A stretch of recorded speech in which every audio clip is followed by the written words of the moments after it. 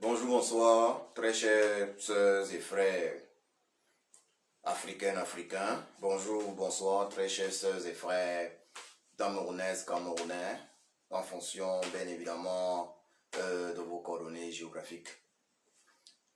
Nous allons parler dans cette allocution de trois points importants. Trois points, bien plutôt, deux points importants. Du gré à gré, qu'ils veulent réaliser au Cameroun. Lui, ils veulent réaliser le gré au Cameroun, c'est-à-dire ils veulent offrir le pouvoir au fils du despote Biya-Paul. Ils veulent offrir le pouvoir à Franck Biya. Voilà donc ce que eux ils veulent faire. Et ça, sans la moindre élection transparente. Nous allons parler de cela. Nous allons parler également du fait que les leaders africains doivent absolument s'unir. Les leaders de l'opposition africaine doivent absolument s'unir afin de combattre les tyrannies françaises d'Afrique. Et pour commencer, je vais ouvrir ce paquet. C'est ce livre. Voilà, donc je vais ouvrir cette enveloppe. C'est le livre de Marie Lissouk. C'est le livre de Marie Lissouk que j'ai reçu ces jours-ci. Donc, c'est le livre écrit par l'écrivaine Marie Lissouk sur le lion du Sahel. J'invite les uns et les autres à se procurer ce livre-là. Je viens de le recevoir. Il est arrivé en Allemagne au courant de la semaine, si je ne m'abuse. Voilà. Donc, je viens de le recevoir. Et j'invite également l'écrivaine Marie Lissouk à prendre des dispositions afin que son livre soit facilement accessible. C'est d'ailleurs le conseil que je donne à tous ceux qui ont des livres, à tous ceux qui écrivent. Prenez des dispositions afin que les uns et les autres puissent acheter facilement vos livres. Il y a Amazon, il y a des sites web sur lesquels on peut avoir accès aux livres. Au moment où on est, où on a le temps, où on est disposé à l'acheter. Donc ça c'est un livre sur le lion du Sahel, le lion de Tokombéré, sur le général hors hiérarchie et le vice-président Mamadou Mota. Voilà donc le lion de Tokombéré, Marie Lissouk, un homme, un destin. Je vous invite vivement à vous l'approprier. Je voudrais également, voilà, en vous invitant à vous approprier ce livre, il y a quand même un autre livre que, attendez une seconde, je vais également vous demander de ne pas oublier de vous approprier ce livre-ci particulièrement. Ce livre-ci, c'est là maintenant, c'est Sous les cendres, les étoiles du président élu. Voilà, sous les cendres, les étoiles du président élu, son excellence Kamto Maurice, alias le Sage. Sous les cendres, les étoiles du président élu, le professeur son excellence Kamto Maurice, alias le Sage. Je vous invite une fois de plus également à vous le procurer. Procurez-vous ce livre pour la simple raison que ce livre a été nominé parmi parmi les meilleurs. Il y a les poèmes de ce livre qui ont été nominés parmi les meilleurs poèmes. Ils ont été nominés dans un concours international parmi les meilleurs. Voilà donc les poèmes de ce livre, du livre Sous les cendres, les étoiles. Vous voyez, Papa Kamto, tout ce qu'il fait est bon. Bon. Tout ce que Papa Kamto fait est bon. Il est reconnu à l'international. Donc veuillez vous procurer ce livre-là, Sous les cendres, les étoiles du président élu. Voilà, Maurice Kamto, son excellence, le professeur Maurice Kamto, alias le Sage. Procurez-vous ce livre. Procurez-vous ce livre que moi je viens d'acheter. Voilà, je l'avais acheté depuis au moins un mois, mais il est arrivé, voilà, en réalité dans la semaine. Procurez-vous ce livre, le livre sur le lion, voilà, le lion du Sahel, Mamadou Mota, le livre, voilà, de Marie Lissouk, l'équivalent Marie Lissouk, que j'invite une fois de plus ici à mettre tout en œuvre afin que ces livres-là soient facilement accessibles. Donc je ne peux pas terminer je ne peux pas terminer sans vous montrer un livre que je préfère. Mon livre préféré, parce qu'il faut parler toujours également de ce qu'on préfère. Parmi tous les livres, je vais vous montrer ma préférence. Ma préférence est à ce niveau, il faut le dire clairement. Ma préférence est à ce niveau, je ne sais pas si vous parvenez à le lire. C'est L'urgence de la pensée. Donc ça, c'est ma préférence.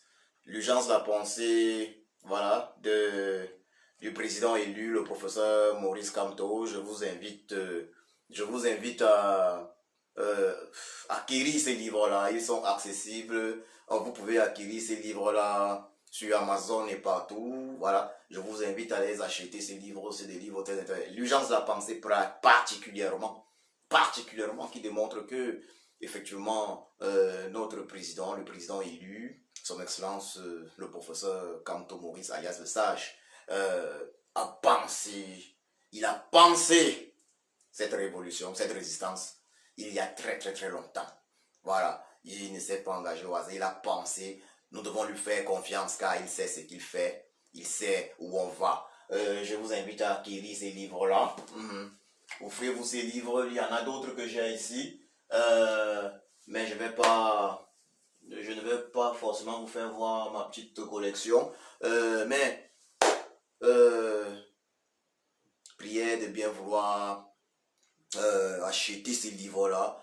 Acheter ces livres, c'est important, surtout que le contenu de ces livres, je parlerai particulièrement de l'urgence de la pensée du président élu, son excellence Kamto Maurice alias le Sage, donc du professeur Kamto Maurice alias le Sage, de notre papa Kamto Maurice alias acheter l'urgence de la pensée particulièrement. C'est mon préféré. Donc il y a Sous les cendres les étoiles, effectivement, toujours du président élu, du professeur Kamto Maurice, alias le Sage, qui d'ailleurs est aujourd'hui nominé. Cette semaine, il était nominé. C'est le concours, c'est un concours international pour les livres qui présentent les meilleurs poèmes. Il était nominé, ce livre-là. Voyez-vous, c'est impressionnant. Tout ce qu'il fait, bon, le président élu, là, quand il va gouverner le Cameroun, ce sera incroyable. Donc, nous allons passer l'étape du livre, des livres. Je viens de présenter quelques livres. Et ceux que vous n'aviez jamais vus, je vais revenir sur ça. Celui-ci, vous n'aviez jamais vu ça. Je ne vous avais pas encore présenté celui-ci. Donc, je le présente une fois de plus.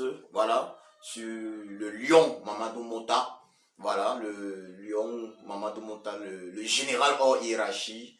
Voilà, Mamadou Mota, le lion de Tokombéré, le vice-président Mamadou Mota. Donc, j'invite les uns et les autres à acheter ce livre. Achetez-le. Achetez-le, écrit par la célèbre écrivaine Marie Lissoc. Achetez-le. Achetez ce livre. Et j'insiste, maman Marie Lissoc, j'insiste dessus. Il faut prendre les dispositions afin que ce livre soit facilement accessible. Voilà. Donc, nous allons continuer sur le thème d'ailleurs le plus important maintenant de cette allocution. Pourquoi est-ce que je suis là devant vous, face à vous ce matin? Vous savez, il y a un gré à gré qui se prépare au Cameroun. Le président élu, le professeur Kamto Maurice alias le Sage, avait déjà désamorcé ce gré à gré l'an dernier. Oui, parce que le gré à gré aurait pu être réalisé l'an dernier, en 2020. Il l'avait déjà désamorcé. Mais il faut qu'on soit très clair, le régime de Yaoundé, qui est une tyrannie française, dont le sous-préfet officiellement est le despote Biya, Paul Barthélemy, le despote Paul Biya. Voilà. Le régime de Yaoundé n'a pas renoncé à ce gré à gré.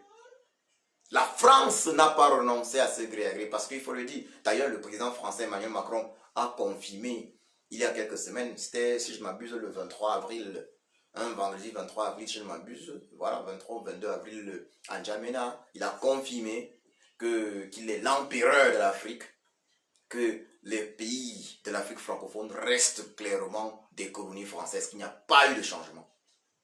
Vous voyez? Donc, la France prépare ce gré à gré au Cameroun.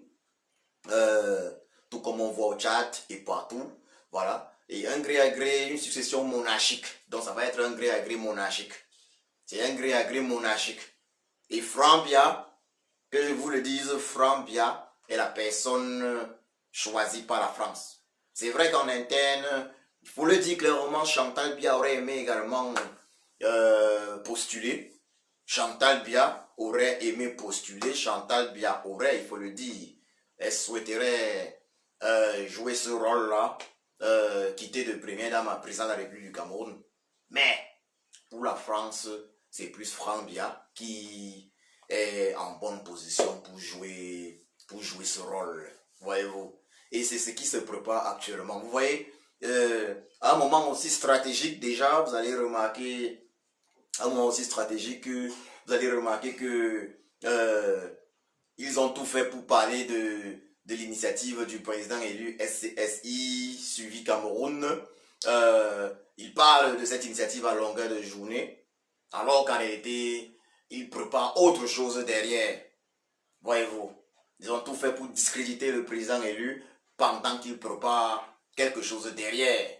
Et c'est l'essentiel. Et l'essentiel, c'est qu'ils veulent rester au pouvoir pour les 50 prochaines années. Ça veut dire, après, parce que cette tyrannie française dont le sous-préfet actuel officiel est Biya-Paul, cette tyrannie française ne date pas d'il y a 40 ans, pratiquement, en 1982, quand le despote Biya-Paul prenait le pouvoir, non. Elle date de 1900, c'était quoi, 58, l'assassinat de Oumniobé. Voilà, elle date de ces années-là depuis. Elle date de ces années-là depuis que la France est arrivée au Cameroun. Voyez-vous, elle date de ces années-là. Et il faut faire quelque chose. Il faut faire quelque chose pour empêcher la France d'imposer son poulain. La France a décidé de gérer les pays africains comme de gérer justement ces tyrannies en Afrique, donc ces territoires qui peuvent être considérés comme ses colonies, puisque le Cameroun en fait n'est pas une ancienne colonie française. Voilà, nous n'avons jamais été une ancienne colonie française, sous tutelle, oui, et autres, mais nous n'avons jamais été une ancienne colonie française. Mais nous sommes considérés par la France comme étant une de ces anciennes colonies. Nous faisons partie, entre guillemets, de son précaré. Donc la France décide qui doit prendre le pouvoir. Et elle préfère faire confiance au fils. Elle préfère faire confiance au fils des sous-préfets qu'elle a en place. Donc maintenant, c'est devenu une histoire de monarchie. Elle regarde et se dit, bon, si ça reste dans la même famille, elle a plus de garanties de continuer de piller nos pays. C'est ce qui est en train de se passer sous nos yeux. On a vu et on voit le cas du Tchad où Déby Père, Déby fils prend le pouvoir avec la bénédiction de l'empereur français Emmanuel Macron.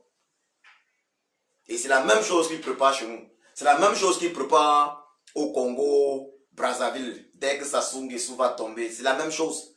Cela s'est déjà fait au Gabon avec Ali Bongo. Et d'ailleurs, même Ali Bongo prépare déjà son propre fils pour sa succession. Ça veut dire, ils vont partir du... C'était Omar Bongo, Ali Bongo, après le fils d'Ali Bongo. Vous voyez, vous avez à remarquer. C'est ce qu'il prépare partout. Donc, j'ai déjà cité 3 pays d'Afrique centrale. C'est déjà fait donc au Tchad. C'est déjà fait au Tchad. C'est déjà fait au Gabon. Ça a déjà fait au Gabon et ça va continuer au Gabon. Si rien n'est fait, évidemment. C'est en préparation au Congo-Brazzaville. Voyez-vous. Et on va continuer, on va partir dans d'autres pays. En Afrique de l'Ouest, le Togo qui avait lancé les hostilités avec Yadema. Voilà, Gnassingbé Yadema qui avait remis le pouvoir à son fils Fauré Gnassingbé. Voilà, il avait remis le pouvoir à son fils et par la suite, son fils se prépare dès que aura atteint un âge, parce qu'il avait plus très jeune, d'ici, si rien n'est fait, d'ici peut-être 30 ans, c'est là où il remettra le pouvoir à son fils, à lui également. Voyez-vous. Donc nous sommes là dans des monarchies, voilà, dans des tyrannies monarchiques. Nous sommes dans des tyrannies monarchiques. Nous sommes dans des tyrannies monarchiques en Afrique.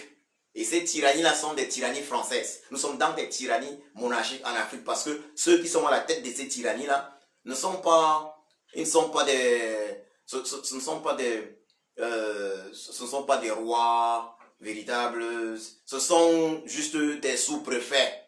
Ce sont des sous-préfets que le véritable roi qui est le président de la France, l'empereur. Pour l'instant, c'est l'empereur Emmanuel Macron. On a vu comment ça s'est passé à N'Djamena. Donc, ce sont des sous-préfets. Le véritable empereur décide, bon, toi, tu vas gérer mon territoire de tel côté. Donc, tu peux faire ce que tu veux dans ce territoire tant que tu ne touches pas aux intérêts stratégiques de la France. Donc, la France, celui qui te nomme te dit, bon, voilà, je te laisse, tu peux faire ceci, tu peux torturer le peuple. Mais maintenant, les intérêts français doivent rester intacts. Ça veut dire qu'il ne faut pas toucher aux intérêts français, c'est le plus important. Mais tu peux mettre tout ton peuple en prison si tu veux. Tu peux assassiner les manifestants pacifiques. Voilà. Tu peux faire des génocides, mais pas toucher aux intérêts français puisque c'est la France qui te nomme. C'est ça le problème de l'Afrique. Le problème principal de l'Afrique, c'est la France. Le problème principal de l'Afrique, c'est la France. Donc tous ces gré à gré monarchiques que vous voyez là, ou bien même tous ces gré à gré que vous voyez là, c'est la France qui est derrière ça. C'est la France qui est derrière ça, la France soutient. Est-ce qu'il y a-t-il encore quelqu'un qui en doute depuis qu'on a vu ce qui se passe au Tchad? Comment le président français l'a validé et confirmé?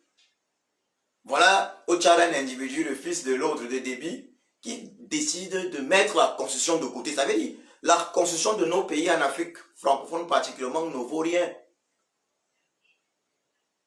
C'est la France qui décide. Nos constitutions sont des papiers hygiéniques. La France décide qui elle veut mettre, où elle veut. Et elle valide. Et dès que la France valide, elle fait tout en sorte que l'Union européenne valide et les États-Unis finissent par valider. Voilà à quoi le rôle que joue la France. Ça veut dire, la France utilise notre argent pour faire le lobbying à l'international dans l'Union européenne au niveau des États-Unis. C'est ça la réalité. Donc c'est ça le problème. Le régime de Yaoundé prépare déjà Franck Biya. Franck Biya a même rencontré, il faut le dire clairement, peut-être les gens ne le savent pas, il a rencontré récemment des hauts gradés de l'armée camerounaise. Il a rencontré récemment des hauts gradés de l'armée camerounaise. Les choses se préparent. Les choses se préparent. Il faut que les Camerounais restent éveillés. Et il faut que je le dise avant la fin de cette année-ci, les gars comptent lancer une élection présidentielle. Ça, c'est ce que les gens ne prennent pas encore en compte, mais ils comptent lancer une élection présidentielle au Cameroun avant la fin de cette année. Afin de rendre leur gré à gré plus... afin de faire en sorte que leur gré à gré semble normal. Et cette élection présidentielle-là, d'autres vont se poser la question de savoir comment est-ce que Franck Biya fera pour être candidat. C'est très simple pour le régime Biya de faire de Franck Biya à n'importe quel moment le président du RDPC. Candidat automatique de ce parti politique-là. Tout comme c'est très simple, même si Franck Biya n'est pas candidat du RDPC, même si Franck Biya n'est pas président du RDPC, c'est très simple pour le régime Biya de faire en sorte que Franck Biya soit le candidat. Ils peuvent décider que Franck Biya soit le candidat du RDPC à la prochaine élection. Vous comprenez pourquoi il y a un impératif de réforme consensuelle et effective du système électoral au Cameroun. Parce que, quoi qu'il en soit, Franck Biya, c'est un Camerounais comme tous les autres. Il a le droit de se présenter à une élection, s'il remplit les conditions. Parce qu'on veut, par exemple, la double nationalité pour tous, parce qu'il ne faut pas que Franck Biya également ait une nationalité française et vienne postuler comme candidat à la présidence de la République du Cameroun. Si c'est que tous les Camerounais ont le droit d'avoir la double nationalité, et parce que c'est important, ça fait même partie de l'une de mes propositions pour une réforme au Conseil du système électoral. Il faut que tous les Camerounais aient droit à la double nationalité. La nationalité camerounaise on ne doit pas la perdre. Oui, Franck Biya, il a le droit de se présenter à une élection présidentielle. Mais il faut que l'élection soit une élection transparente, dans les règles. Il ne faut pas que ce soit un remake de toutes les autres élections qu'il y a eu au Cameroun, depuis d'ailleurs les années 60, parce que les gens pensent que le trucage électoral a commencé au Cameroun sous le régime. Bien non, c'est la France qui a amené le trucage électoral. Il y a eu des élections à l'époque. À l'époque des Oumniobé, il y a eu des élections dans ce Cameroun, pour ceux qui ne le savent pas. Et c'était les premières élections avec trucage. À l'époque des Oumniobé, c'était les premières élections où la France avait lancé le trucage. Ça veut dire la culture du trucage des élections au Cameroun. Ce n'est pas le tyran Biya qui amène ça. C'est la France qui amène ça. On parle là de l'époque des Oumniobé. On parle là de l'époque des Oumniobé, fin années 50, début années 60. Il y avait déjà eu des élections avec trucage au Cameroun. La France avait déjà commencé. Donc, la France fait chez nous en Afrique ce qu'elle ne fait pas chez elle, en France. Nous sommes donc des sous-hommes pour cette France. Une Afrique qui a pourtant aidé la France. Parce qu'on avait vu, sans cette Afrique, la France n'aurait pas fait tomber Hitler, n'aurait pas fait tomber l'Allemagne. Il a fallu des combattants africains. L'Afrique a contribué. Mais le général de Gaulle, qui pourtant avait été à Brazzaville, on se souvient de la conférence de Brazzaville, qui avait pourtant promis aux pays africains leur indépendance immédiatement après cette guerre. Donc, normalement, dès après 1945, quand la guerre s'achève, la deuxième guerre en 1945, les pays africains qui avaient soutenu en France étaient censés avoir obtenu leur indépendance, mais la France ne l'a jamais fait. Au contraire, regardez même le cas du Cameroun, nous on n'était même pas vraiment une colonie française. On a aidé la France, mais la France a refusé de nous donner après nos indépendances, alors qu'elle l'avait promis. Donc de 1945, après la guerre, en 1960, où la France est obligée de jongler pour... Vous voyez, 45, ça fait 15 ans. La France est obligée de jongler pour donner aux pays africains de pseudo-indépendances, donner l'impression que les gens sont indépendants, alors qu'il n'y a jamais d'indépendance. Mais les masques sont tombés. Le président français Emmanuel Macron nous l'a démontré récemment. Et la solution que moi, je propose, donc une fois de plus, je vais parler de ma solution pour clore, voilà, ce direct, pour en finir avec, je vais parler une fois de plus de ce que moi je propose comme solution. Parce que pour vaincre une maladie, il faut d'abord connaître quelle est la maladie qu'on a. On connaît la maladie qu'on a. La maladie que nous avons, c'est la France. Parce que c'est la France qui est derrière toutes les tyrannies en Afrique.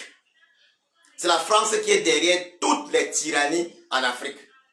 Pour vaincre la France, on ne peut pas la vaincre de façon... Ça veut dire, chaque pays ne pourra pas facilement la vaincre. Parce que la France est quand même une puissance avec armes nucléaires et tout. Ce que nous n'avons pas. Pour vaincre la France, les résistants africains doivent s'unir. Pour vaincre la France, les leaders de l'opposition africaine doivent s'unir. Ils doivent s'unir. Ils doivent s'unir et changer les stratégies. Ils doivent s'unir. J'ai parlé par exemple de l'organisation de gigantesques manifestations par les leaders non corrompus de l'opposition africaine en France, devant le Parlement européen à Bruxelles, devant le siège des Nations Unies à New York aux États-Unis, pour demander pour nos pays respectifs une réforme consensuelle et effective du système électoral. Ça veut dire, ça c'est le B.A.B.A. C'est ce que tous ces leaders doivent revendiquer. Les leaders de l'opposition africaine ne doivent plus dépendre, ils ne doivent plus dépendre du calendrier électoral français, parce que le calendrier électoral que vous voyez en Afrique là de manière générale, c'est un calendrier électoral français, c'est les Français qui décident du calendrier électoral là. Ils vont dire à tel sous-préfet, le cas du Cameroun, le sous-préfet qui est officiellement le tyran Biya. Voilà, on va lui dire, bon, on veut les élections pour telle période. Le calendrier là, ça nous va. On va dire l'autre sous-préfet du Congo-Brazzaville, lance-nous les élections pour telle période, il faut que ça marche comme ça. On va dire au sous-préfet de Côte d'Ivoire, lance-nous les élections à tel moment. Parce qu'il faut qu'on puisse gérer toutes ces élections-là. Mais nous, nos leaders, les leaders de notre opposition, doivent avoir la possibilité de décider du calendrier électoral dorénavant. Il faut demander de façon commune, ensemble, demandons une réforme consensuelle et effective des systèmes électoraux dans nos pays. C'est ça. Ces leaders-là doivent s'unir. Donc, j'appelle ici Papa Kamto Maurice du Cameroun. J'appelle ici Papa Barbo Laurent de Côte d'Ivoire. J'appelle ici Papa Cellou Diallo de Guinée-Conakry. J'appelle ici mon frère Ousmane Sonko du Tchad. J'appelle ici mon frère Bobby Wine, my brother Bobby Wine de l'Ouganda. J'appelle ici mon frère Succès Masra du Tchad. J'appelle ici tous les leaders de l'opposition africaine, les leaders non corrompus. Votre devoir aujourd'hui est de vous unir pour combattre l'ennemi principal de l'Afrique qui est la France. Car seul, vous ne pouvez pas vous en sortir facilement. Remarquez que vous êtes victime des mêmes mots. Ça veut dire, vous tous là, tous les leaders, vous avez les mêmes problèmes. Au Cameroun, déjà, en exemple, Papa Kamto, le président élu du Cameroun, Papa Kamto Maurice a aussi été séquestré. Au Gabon, Jean Ping a été séquestré dans son domicile. Au Gabon, Jean Ping a été séquestré dans son domicile. Vous comprenez un peu ça? Au Tchad, mon frère Succès Masra, son passeport lui a été retiré. Vous avez vu comment ils ont réprimé les manifestations au Tchad avec des morts, au moins 8 morts, des prisonniers politiques. En Côte d'Ivoire, on a vu ce qui s'est passé avec Gbagbo. La France a décidé de le faire sortir. C'était Sarkozy Nicolas. Il a fait... C'était un coup d'État. Et ils ont mis Gbagbo en prison pendant au moins 10 ans. Gratuitement. Et Gbagbo sort de prison. Il n'a jamais été condamné. Donc, 10 ans de sa vie passé en prison parce que la France voulait mettre son sous-préfet au pouvoir. Au Togo, on voit ce qui se passe au Togo. On voit ce qui se passe au Togo, où l'opposant charismatique principal du Togo a dû se réfugier dans un pays voisin, au Ghana. Et la France est toujours derrière tout ça. Vous devez vous unir. Leader non corrompu de l'opposition africaine. Vous devez vous unir. Vous devez vous unir, vous devez travailler ensemble. Vous devez travailler ensemble. Car seul, vous ne pourrez pas faire tomber notre ennemi principal. Mais ensemble, en attaquant l'ennemi principal au même moment, en ayant les mêmes revendications au même moment, parce qu'on a les mêmes problèmes, on fera tomber l'ennemi principal. Revendiquons que ce soit au niveau du Parlement européen, au niveau européen. J'ai dit devant, organisons des manifestations, vous leaders de l'opposition des pays africains, leaders non corrompus de l'opposition des pays africains. Prenez la tête de gigantesques manifestations, de manifestations historiques en Belgique devant le Parlement européen pour revendiquer pour nos pays africains des élections transparentes. Revendiquer des élections transparentes pour nos pays africains. Parce que le problème de l'Afrique, ce sont les élections. Chaque fois en Afrique, vous avez remarqué, dès qu'il y a élection, il y a trouble dans pratiquement tous les pays. Pourquoi? Est-ce que vous avez vu ce genre de problème-là dans d'autres pays, en Occident, Mais en Afrique, à chaque élection, il y a problème. Et presque à chaque élection, le candidat sortant est toujours vainqueur. C'est pour ça qu'en Afrique, on a les chefs d'État qui mettent le plus de temps au pouvoir. Ce sont des tyrans. Et ils le mettent autant de temps au pouvoir parce qu'ils ont le soutien justement de manière générale de la France. Parce que c'est la France qui fabrique les tyrannies africaines. La France est la mère et le père des tyrannies africaines. Puisque ces tyrannies-là travaillent pour les intérêts de la France et non de ces pays africains-là. Donc nos leaders de l'opposition doivent savoir que voilà leur rôle. Tous seuls, c'est compliqué, ils ne pourront pas. Ils doivent travailler ensemble. Ils doivent travailler. Donc Papa Gbagbo, Laurent, Papa Kamto Maurice, Papa Cellou Diallo, mon frère Succès Masra, mon frère Ousmane Sonko, my brother Bobby Wine, vous tous, tous les leaders de l'opposition des pays africains, vous devez travailler ensemble. Comment? Je ne peux pas comprendre que vous ne travaillez pas ensemble. Regardez par exemple, hier à Yaoundé, celui qui se fait passer pour le despote, le tyran, Paul Biya. Je ne sais pas si c'était lui, ou en tout cas, on a vu sur la page officielle du tyran Paul Biya qu'il a reçu un émissaire du nouveau dictateur du Tchad, Mahamat Déby, Mahamat Idno Déby. Donc, les tyrans d'Afrique centrale, d'Afrique francophone, d'Afrique là, tous ces tyrans-là se soutiennent entre eux.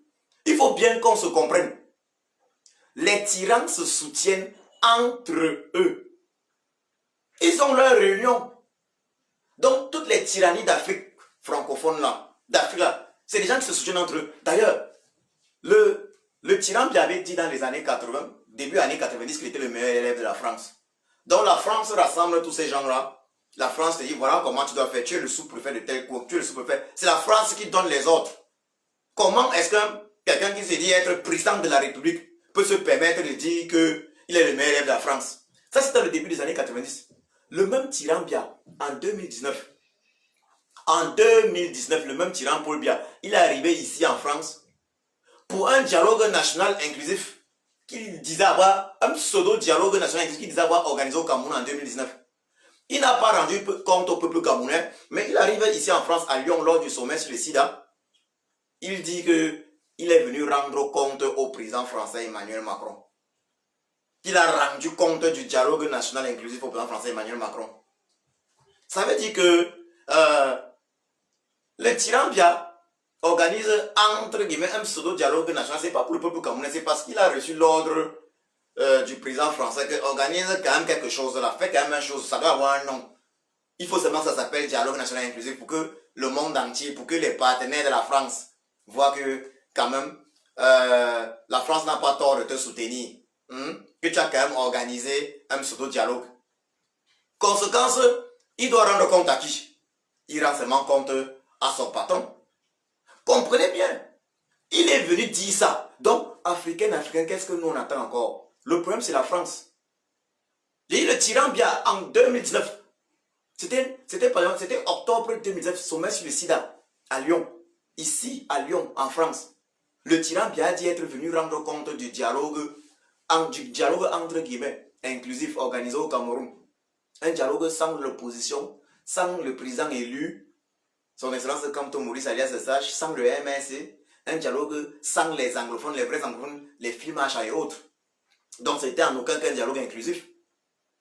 Mais il a rendu compte, ça veut dire, le tyran Biya ne s'est jamais levé pour dire au peuple que voilà ce qui a été dit lors du dialogue national, voilà les résolutions et voilà ce qu'on applique véritablement.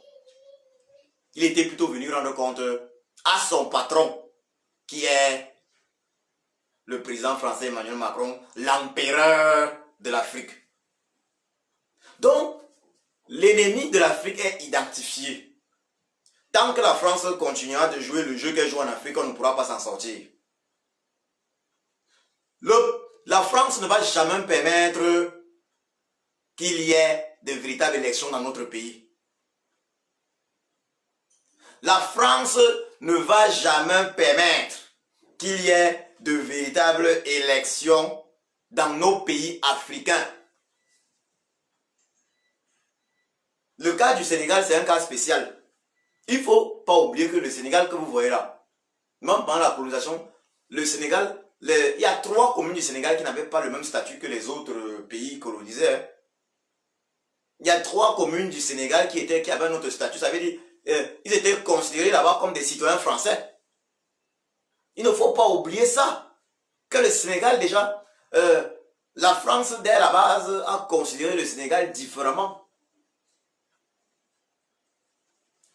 Et bien évidemment, les dirigeants sénégalais, il faut, au lieu de les féliciter, les dirigeants sénégalais, en commençant, je commencerai plus même par Abdou Diouf qui avait choisi de se retirer du pouvoir. Il aurait pu refuser de quitter le pouvoir. Félicitations une fois de plus à Abdou Diouf qui avait choisi de se retirer. Parce que le vrai problème de l'Afrique, c'est l'alternance au sommet de l'État. On ne devait pas mettre plus de 10 ans au pouvoir.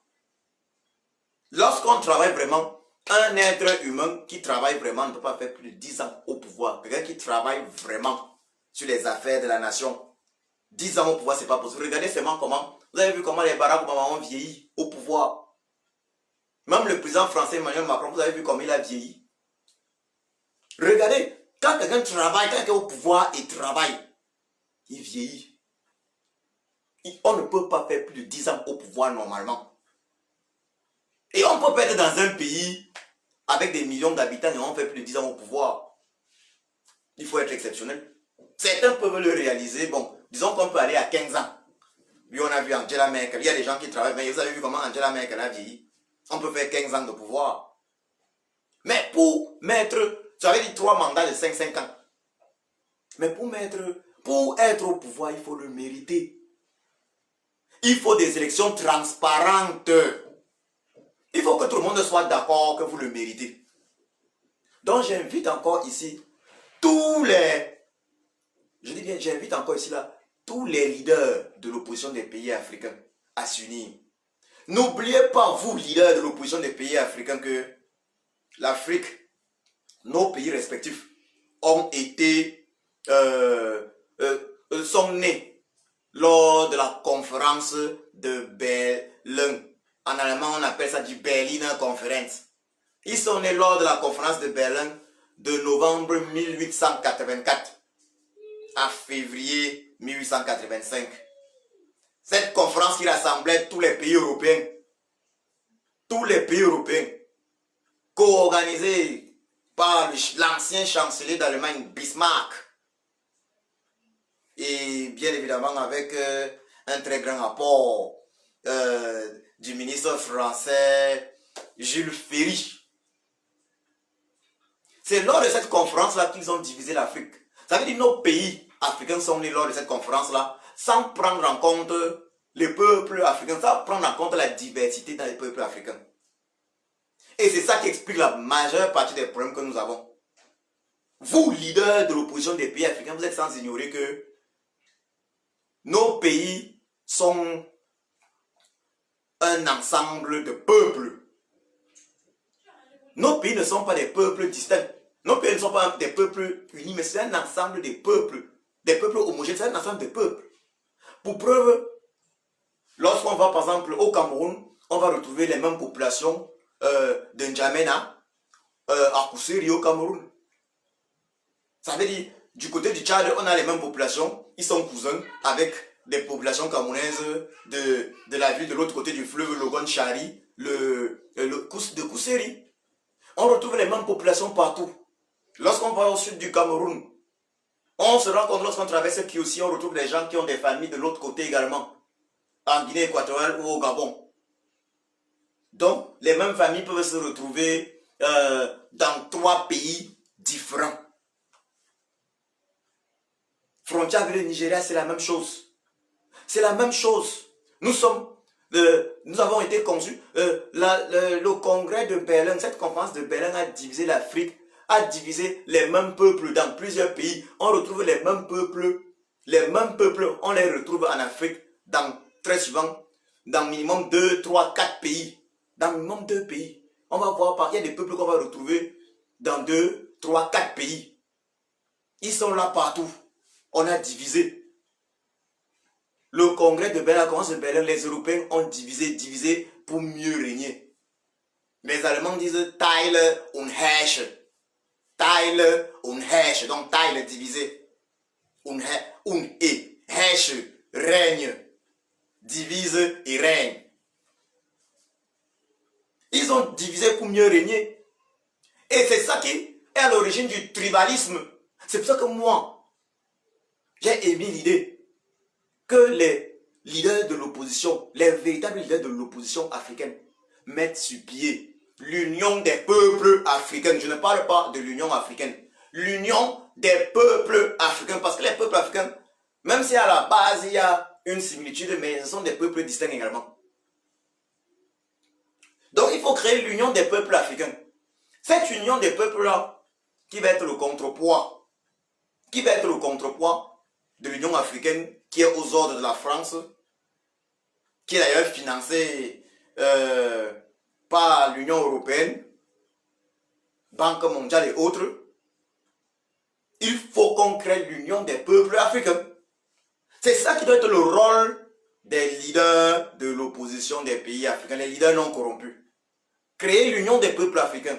Une union qui doit travailler à ce que, en Afrique, dans nos pays, on ait des élections transparentes.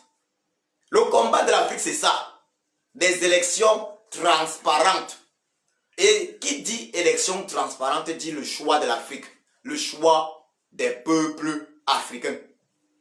Nos leaders savent que nos pays également, si nous avons des élections transparentes dans des référendums, nous allons avoir accès au fédéralisme dans nos pays. Parce que, je le dis ici, dans presque tous les pays africains qui sont en réalité, chaque pays africain est un ensemble de peuples. Chaque pays africain est constitué de plusieurs peuples. Et le fait que les pays africains soient constitués de plusieurs peuples implique que les pays africains doivent faire usage comme forme de l'État absolument du fédéralisme. Le fédéralisme étant considéré ou défini par certains parlements en Suisse comme étant l'unité dans la diversité. Tous les pays africains, regardez les pays africains qui fonctionnent le mieux, le Nigeria par exemple, malgré ses plus de 200 millions d'habitants, avec son fédéralisme, ils ont, je ne m'abuse, 40 États, avec son fédéralisme, avec le fédéralisme du Nigeria, les choses avancent mieux. Ils ont décidé par exemple que le Yoruba va être causé dans l'état de Lagos, ce qui est normal. Avec le fédéralisme, dans tous les pays africains, on pourra mettre en exergue enfin les langues africaines. Parce que dans chaque État, dans le fédéralisme, dans chaque État, la langue principale de chaque peuple doit être utilisée comme langue nationale. Avec évidemment l'anglais ou le français. Ça veut dire que chaque État doit avoir non seulement sa langue principale, la langue principale du peuple qui y vit, du peuple originaire de la zone, comme langue nationale. Avec français et anglais à l'appui. Donc, chaque État doit avoir 2 ou 3 langues nationales. Regardez le cas de la Suisse. Un petit pays de 8 millions d'habitants, mais avec 26 cantons, donc 26 États et 4 langues nationales. Parce que nos langues, c'est ce qui nous représente, c'est tout ce qu'on a. C'est notre culture. Il n'est pas normal que nos pays africains n'utilisent pas les langues africaines comme langue nationale. Or, comme nos pays sont un ensemble, sont toujours constitués de plusieurs peuples, il faut le fédéralisme pour que dans chaque région géographique ou dans les régions géographiques de chaque peuple, la langue nationale là-bas ne soit pas seulement le français ou l'anglais, mais également la langue parlée par ce peuple-là. S'il faut prendre l'exemple du Cameroun, si à Yaoundé, par exemple, la langue nationale, on te dit il y a l'état de Yaoundé parce qu'on peut faire aussi des villes, des états. Mais on te dit la langue nationale de Yaoundé, c'est le français, l'anglais et l'Ewondo. On va dans le Grand Sud, on dit que la langue nationale c'est français, anglais, boulou. Ou bien français, boulou. On va dans l'ouest du Cameroun. On dit, bon, ok, on va prendre une des langues bamileke, soit le romala, ou je ne sais pas quelle langue. On dit, la langue nationale sera telle langue bamileke, puis le français et l'anglais. Ce qui fait que tous ceux qui vivent dans ces régions-là, dans ces états-là, finalement, ils ont l'obligation d'apprendre la langue de la région, la langue des peuples originaires de la région, et le français et l'anglais. Donc, pour communiquer, c'est ainsi. Mais on va se retrouver là, dans les tyrannies françaises d'Afrique, dans ces tyrannies-là, où on va aller dans des bureaux, dans des ambassades, on se rend compte que les langues parlées, c'est la langue maternelle de celui qui dirige le pays. C'est ainsi qu'on va retrouver dans plusieurs bureaux au Cameroun, des gens qui parlent exclusivement boulou. Vous comprenez? Le fédéralisme, c'est une obligation. Autre chose, oui, nos leaders africains doivent travailler sur ça parce que, regardons un peu le problème. Pourquoi est-ce que le fédéralisme est nécessaire? Lorsqu'il y a fédéralisme, la police même qui travaille dans la région, c'est une police, c'est la police, chaque État a sa police. Chaque État a sa police. Ça veut dire que la police ne vient pas de la capitale du pays, non. Chaque État a sa police. Et cette police, en fait, est une police de proximité parce que celui qui est...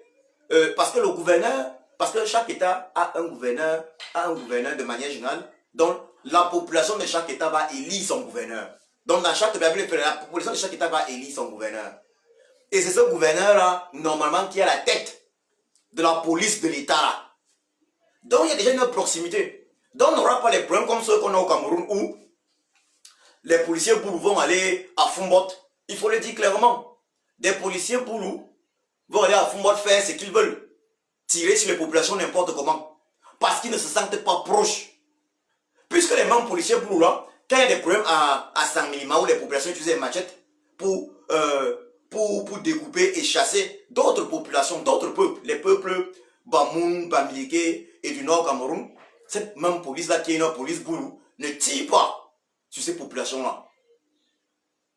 Mais lorsque à Fumbot, les populations se fâchent, Fumbot c'est à l'ouest du Cameroun, les populations se fâchent parce que le procureur boulou a été injuste.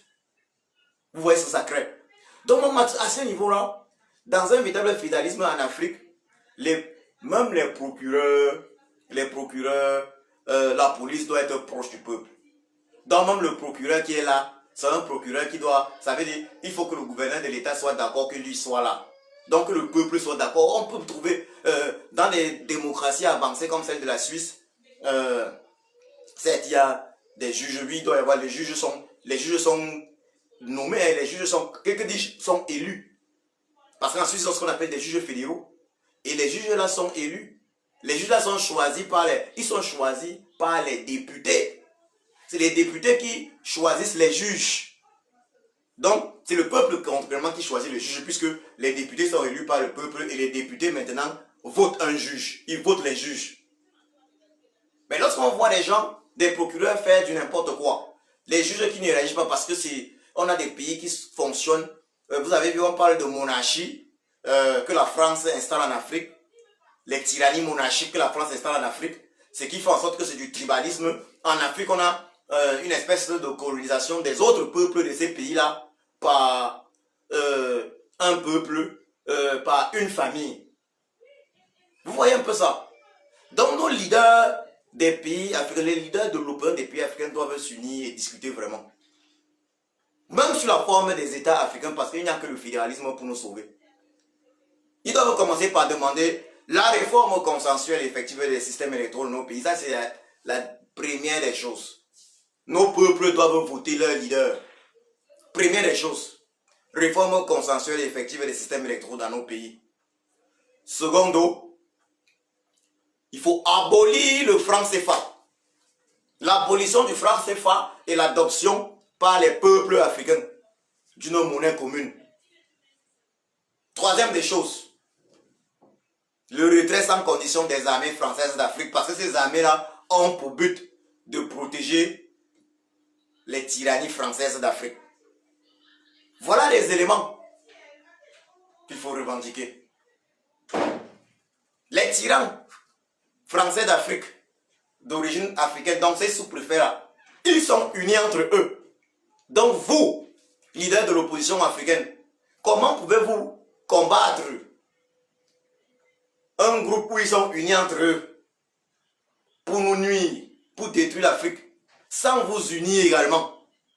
Je le redis ici, comment pouvez-vous combattre ces despotes, ces tyrans africains qui sont unis entre eux pour détruire l'Afrique, pour nous nuire? Ils sont unis entre eux, derrière leur patron, qui est la France, pour nuire l'Afrique. Comment pouvez-vous les combattre sans vous unir entre vous?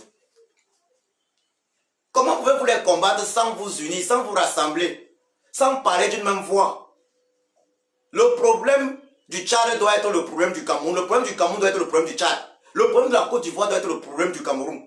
Ça veut dire quoi? Le problème que le leader de l'opposition du Tchad a doit être le problème. Ça veut dire le problème que le leader de l'opposition du Tchad a doit être considéré par le leader de l'opposition du Cameroun comme étant son problème.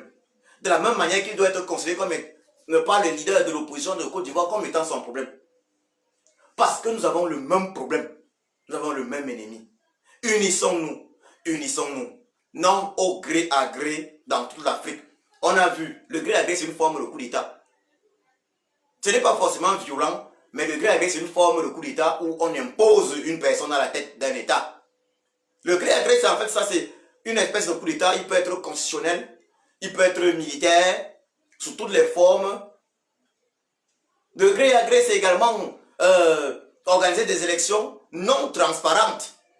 Sachant qu'on a déjà un candidat qui va, voilà, pour le cas du Cameroun, ils sont en train de prévoir, comme je le disais, organiser des élections, bombarder Franck Biya comme candidat du RDPC à la tête du RDPC, organiser des élections avec le système électoral transparent, avec le système électoral non transparent qu'on a, qui est taillé pour faire gagner exclusivement le candidat du RDPC. Et c'est le cas partout en Afrique. Réveillons-nous. Réveillons-nous. Leader de l'opposition africaine, vous avez là un rôle historique à jouer, pas seulement pour vos pays respectifs, mais pour toute l'Afrique. Avant vous, il y a eu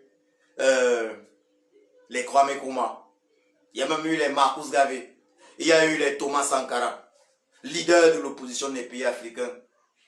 Levez-vous comme un salon. Je rêve d'une manifestation historique à Paris. Une manifestation historique à Paris. La manifestation, une manifestation baptisée Marche pour l'indépendance de l'Afrique à Paris.